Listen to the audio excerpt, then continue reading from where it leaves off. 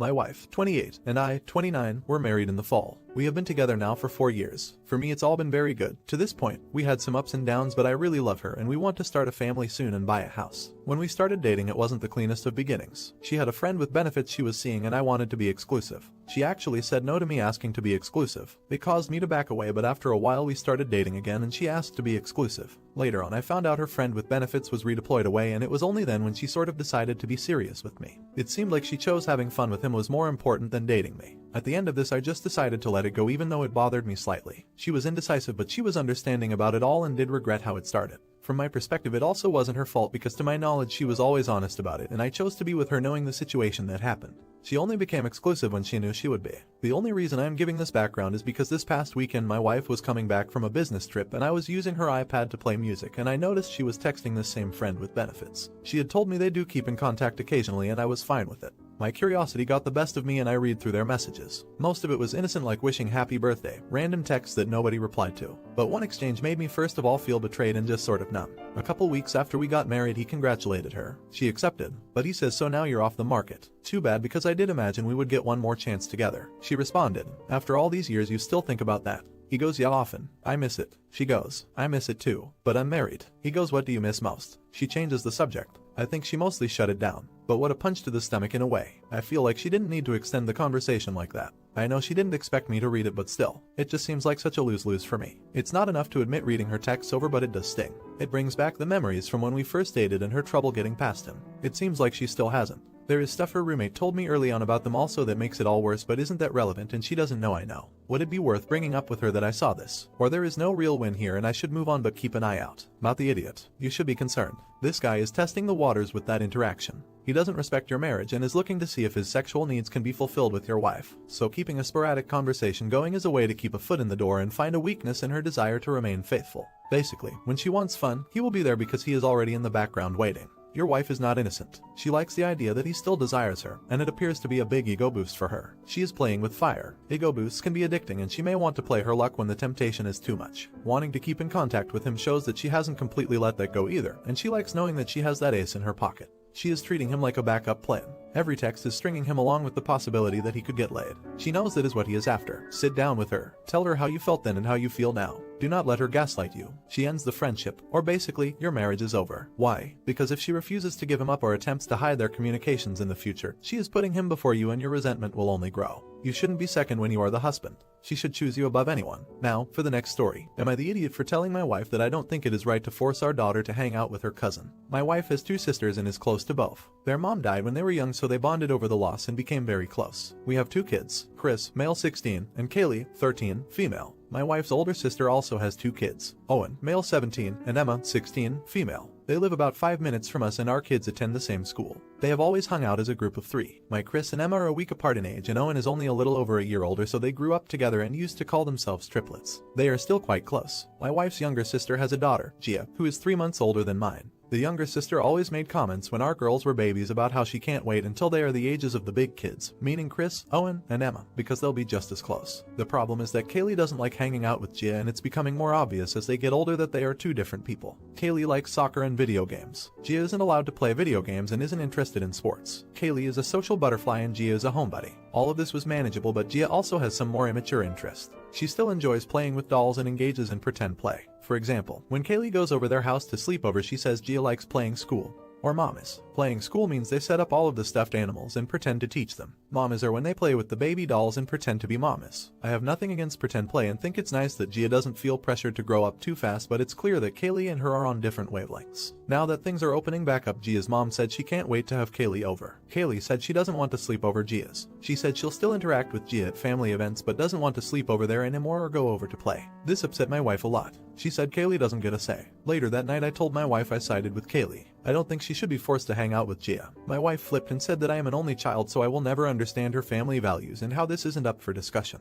I told her that wasn't fair. Kaylee should get a say, and she said that you don't get a say when it comes to family. We argued for a while before I told her that we would be having this discussion later, and she didn't talk to me for the rest of the night. Was I the idiot? I haven't brought it up again but plan to unless I am totally in the wrong. Edit. I thought I made this clear but will say it again because of the comments I am getting. Kaylee is not interested in hanging out with Gia other than for full family events. For example, we normally have dinner with my wife's sisters and dad every Sunday. Kaylee is fine hanging out with Gia then but doesn't want to go beyond that. Additional info. Other than her immature interest, Gia is a normal 13-year-old girl. Edit. Gia does cry when she doesn't get her way, and that's another reason Kaylee is no longer enjoying playing with her cousin. I wouldn't say it's tantrum behavior. Her mom and my wife think it's just hormones and normal, but she locks herself in the bathroom until she pulls herself together. I should have mentioned that earlier, but my wife and her sisters think it's normal teen girl stuff. Edit. Sorry for so many edits. Just trying to paint a clearer picture. Last summer Gia and Kaylee hung out about 4 to 5 days a week. Now, this was normal for Chris, Emma, and Owen when they were 12-13.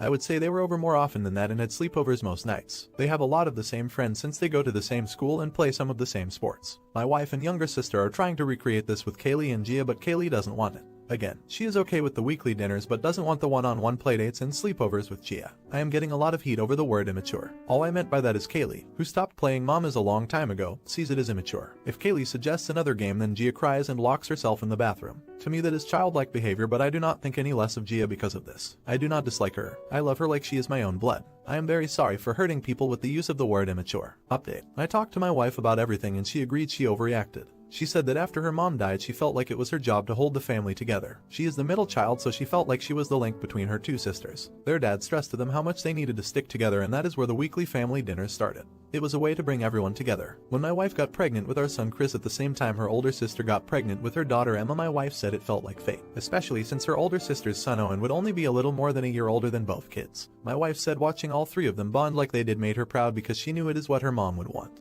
Even now the kids are close. My son slept over at their house last night. They play some school sports together, have classes together, share some friends, and sit at the same lunch table. When we found out we were having Kaylee only a few months after Gia was born, my wife and her sister imagined the girls growing up together the same way the older three did. For a while they did, but now that they are growing apart it has been hard on both my wife and her younger sister. When the older three were in middle school they hung out every day in the summer, but that was by choice and usually with a larger common friend group. I explained to my wife that this is different because we would be forcing Kaylee to miss out on time with her friends to spend with her cousin multiple times a week even though they have virtually nothing in common. My wife apologized to Kaylee and talked to her sister about giving the girls some time apart. We will still see them once a week for Sunday dinners, but we aren't going to force it. My wife's sister was upset because Kaylee is Gia's only friend but said she will just have to spend more time with Gia to make her feel special. My wife and I feel bad, but we want to make sure our daughter knows that she has the right to say no and have that be respected if she isn't comfortable with the situation even when it's family. You're the idiot. Family is family. Sometimes you have an annoying uncle or special needs niece, but that doesn't mean you have the right to cut people off. You are not better than them. You need to get off your high horse and join the real world,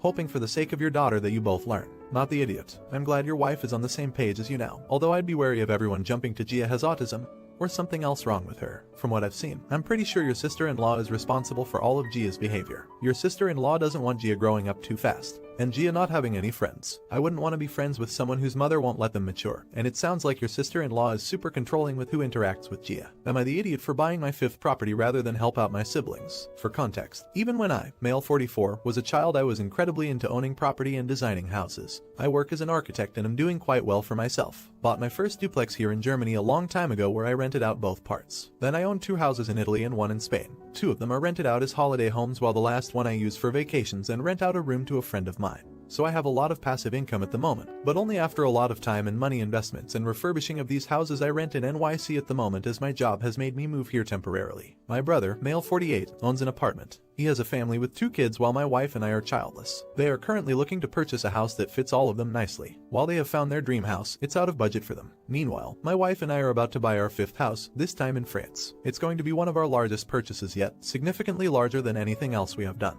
It's a great deal on the property, however, and ideally what my wife and I want to retire in. When having a family FaceTime with my siblings and parents, I brought it up. Initially very happy for me. My brother mentioned how he needs a larger home for his family and how I should give up on this opportunity to give him money for his house and spend the rest on refurbishing their new home. I just laughed and said flat out no. Edit. Thought this was a joke. This was apparently the wrong move. My entire family turns against me and starts berating me. After 10 minutes of them taking turns telling me to buy my brother a house, I said I'd think about it and left. I am a bit of a pushover, so after talking to my wife we agreed we could wait and buy their house and rent it out to them at no profit. Apparently this was insulting to him, having his younger brother be his landlord, and my parents said I should just outright give him the money we have been saving. I told myself to piss off and started moving forward with the paperwork on our house in France. After talking to my friends, they said I should put family first and it's not like we are struggling for money. Now I am confused. Am I an idiot? Edit. This edit is super late, but I want to clarify my brother does have money for a 4-bedroom house. He isn't broke, just not enough money for his dream house. The dream house is approximately double as expensive.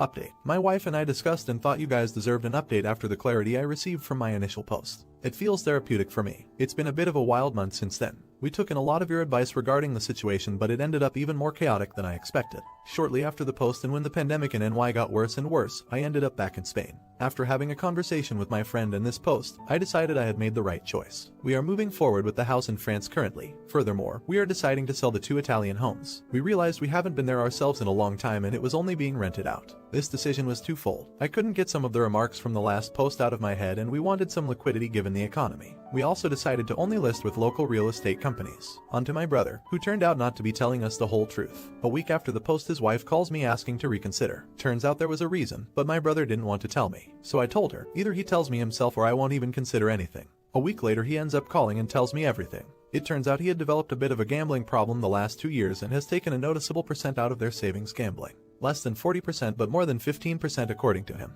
The dream house was now a lot further out of reach than it was meant to be. Apparently he has been going to therapy for it for months, but the financial damage it did set them back far. My parents knew since the start, and I knew my brother was having marital problems a couple years ago, but I never asked why, as he and his wife were very secretive about details. Turns out this was the problem. Apparently my parents had told him to ask me but asked too much from me, so when he rebutted with smaller ask I would be more inclined to accept. Had an incredibly harsh conversation with my parents. They feel like I owe the family and it's more their money than mine since they raised me. That's a whole different problem. I told him about the post and he was mad at first but understood my position after reading through it. After a pretty difficult conversation with him, I offered the rent it cost, and once he has built up his savings, we will sell him the house minus any rent he has paid over the time it takes. Some people mentioned this rent to own. He happily accepted, and now it's today. Hopefully we can have a reunion after the pandemic is over and laugh about this. Edit. A lot of people are worried about the legalities. I am having my lawyer draft it up. Everything will be in writing. Not the idiot. It irritates me when parents say their kids owe them for raising them. Kids don't owe their parents anything for being raised. Parents chose to bring children into the world and they're obligated to provide for them.